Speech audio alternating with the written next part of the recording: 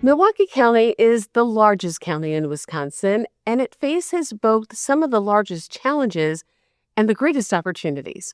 Milwaukee County Executive David Crowley talked about that in his State of the County address recently, and he's here now to talk with us. Thank you so much for being with us, County Exec. Thank you so much for having me. It's always a pleasure. You said in your remarks that the state of Milwaukee County is strong. What makes you feel confident in that assessment? Well, one, we have really worked extremely hard to continue to build bridges with our neighbors, build bridges with our community, especially during times of need. But we've also helped to deliver many investments that are helping to move our entire county forward. And I think it's important to really double down on this work, right? And so as we continue to live and see the cost of living continue to rise, we've heard from residents and from families who are really honestly struggling to afford the basic necessities, pay their bills, and even support themselves. Whether we're talking about affordable housing, access to healthcare, and economic opportunity, we want folks to know that we are committed to building and continuing to reinforce the bridges that we have built that is producing meaningful and lasting results that all of our Milwaukee County residents deserve. What are some of those bridges that you are building around economic development? Because economic development is such a driver for so much that happens in the county. Well, there's a lot happening around economic development, and historically, Milwaukee County, we have utilized our office and our economic office, utilizing those efforts to use our real estate assets to attract those investments to boost job growth. But those are reducing the amount of reliance on community programs, right? And what I mean by reducing those reliance is making sure that people have access to opportunity. And we've worked with our local businesses here within Milwaukee County, engaging support organizations and municipalities to build our Building Bridges program. We had about $200,000 that we have put out to different communities to make sure that we're supporting entrepreneurs and activating corridor spaces. And so I'm really excited as far as what we've been able to do in partnership with the Wisconsin Economic Development Corporation. And so 20 different small businesses, they've received $10,000 grants. And since its inception, this program has really leveraged over $1.8 million in small business investments and supporting over 120 jobs in the process. And so I want this to encourage other communities across the state and really be a model for sustainable economic growth statewide. But if we're going to continue to make these type of investments, it's important that we strengthen that partnership with both the state and federal government. And by doing that, as you mentioned, you were able to turn that $20,000 into $1.8 million. Are those the types of partnerships that you're really looking for opportunities to build on, where that small investment can turn into something that's a much greater investment and greater benefit for the community? Oh, absolutely. I mean, when you talk about turning these assets into greater investments, working with our small businesses and entrepreneurs, we want to continue to build upon that. We know that there is so much uncertainty right now as it relates to our economy, whether we're talking about tariffs or how our supply chain is being affected by what is happening across our entire globe. And so we want to continue to strengthen this. And it's about bringing stability to many of these businesses, but also making sure we're making the investments to continue to see our economic activity grow here in Milwaukee County, in turn, assisting Southeastern Wisconsin and the state of Wisconsin. One thing you highlighted in your address was really the importance of housing and development and growth. Why is that something that is so important to economic development and, quite frankly, public safety in our community?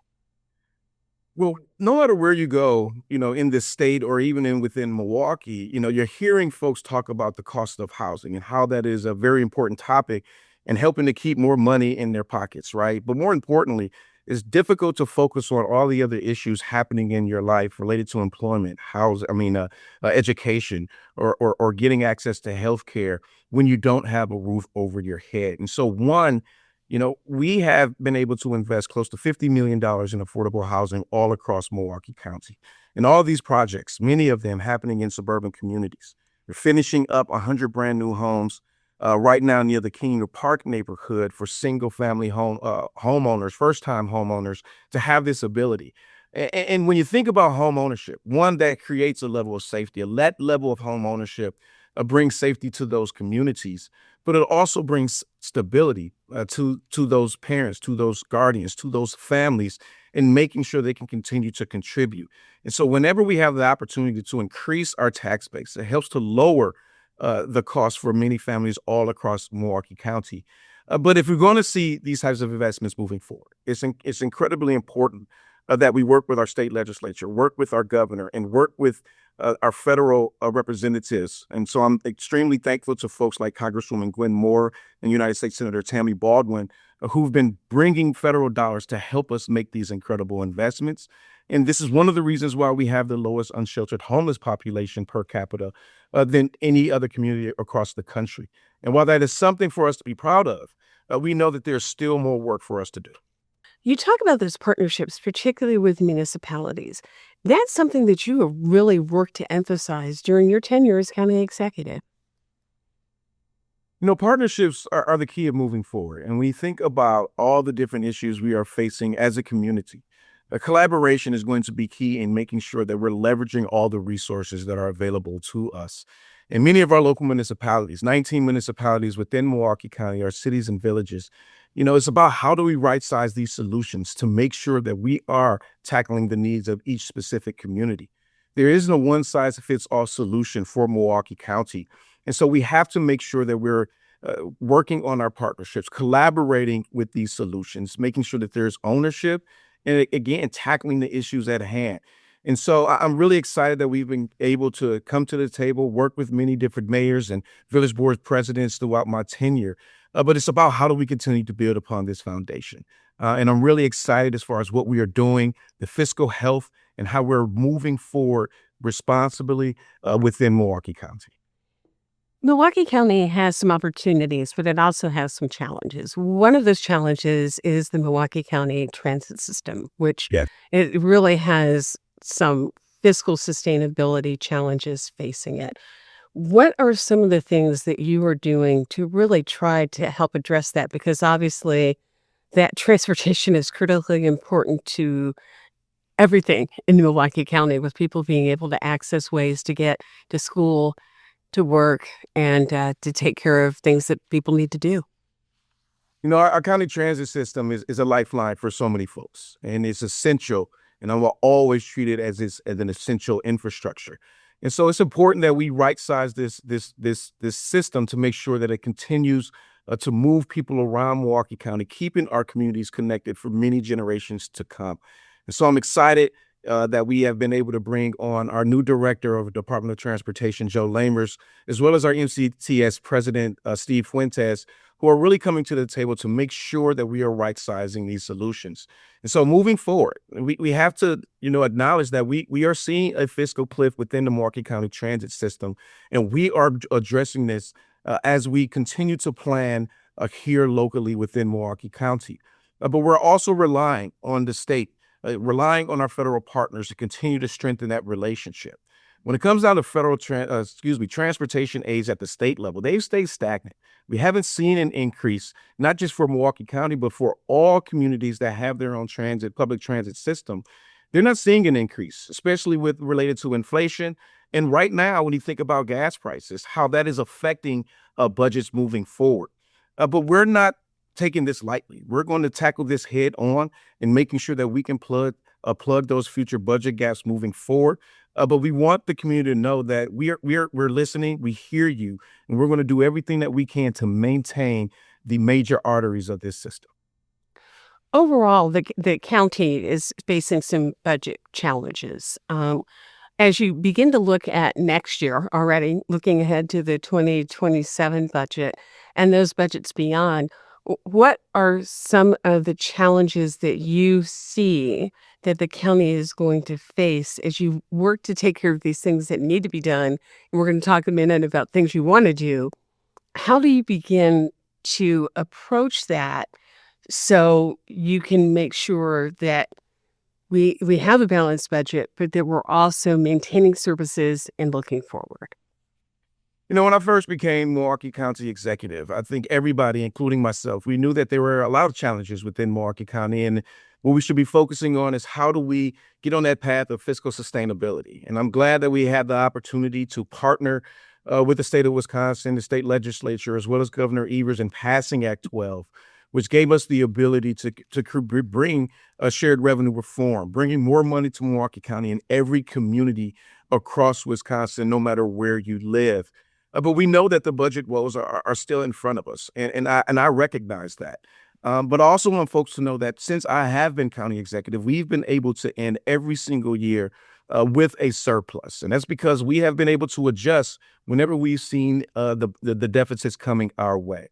But we have to strengthen that partnership, and there's going to be some tough decisions that we have to make within Milwaukee County to make sure that the programs and services that so many folks rely on continue to be there, to be that safety net continues to be there when people need it most. And so right now we're going to continue to have conversations with the Wisconsin State Legislature, working with our federal partners to bring as many federal resources down as possible. But also wanted to point out that we're going to see a lot of budget gaps because of many of the decisions that have already been made and have been proposed at the federal level as it relates to some of the reimbursements that we receive as Milwaukee County for Health and Human Services. And so we need people to get involved, call their legislators to talk about how important these programs and services and these resources are for local communities on the ground. But I do believe that we are in a much better financial position that Milwaukee County has been in the past decade or two. But we know that we are not out of the woods yet, and we're going to continue to work on behalf of Milwaukee County taxpayers to make sure that this does not become a burden on property taxes moving forward. As you're talking about moving forward, you are looking forward with some capital infrastructure projects that you announced recently that are really designed to enhance both safety and the quality of life. Let's start talking about the transportation investments, because we were just talking about the transit system. What are some of the investments that you're making there? Well, these investments is going to be about 67 projects that we're going to be investing in all across Milwaukee County. Traffic calming projects, infrastructure improvements for pedestrians, all modes of transportation. You're going to see some levels of improvements because this is about the safety and the well-being of Milwaukee County residents. And I'm excited that we had the opportunity to announce through our Vision Zero project that every municipality has created its own area plan about the level of infrastructure that is needed in order for them to improve their roadways and improve safety for those who are utilizing our roads, driving cars, using our public transportation, biking, walking, you name it. We want to keep people safe. And so you're going to see different projects happening all across Milwaukee County in conjunction with local municipalities and our Department of Transportation to make sure that we can decrease the amount of injuries and fatalities that we have seen within Milwaukee County as a whole.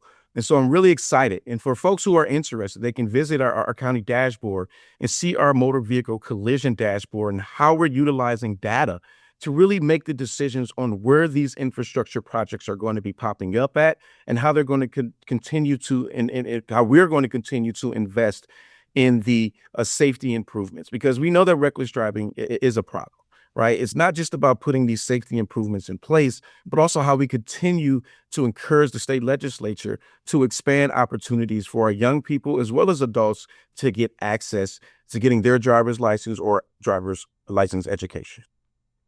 I also do want to ask you about what's being done with the parks, because you are making a commitment to the parks as well with a number of these capital improvements and these infrastructure efforts. Oh, we're going to continue to fix on our parks, whether we're replacing playgrounds.